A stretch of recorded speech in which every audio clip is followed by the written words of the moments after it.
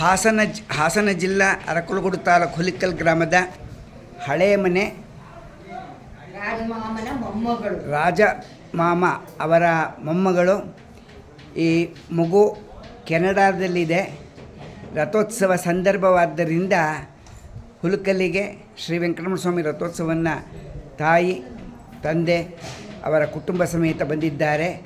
ಈಗ ಆ ಮಗು ಒಂದು ಹಾಡನ್ನು ಹೇಳಬೇಕು ಎಂದು ಹೇಳಿತು.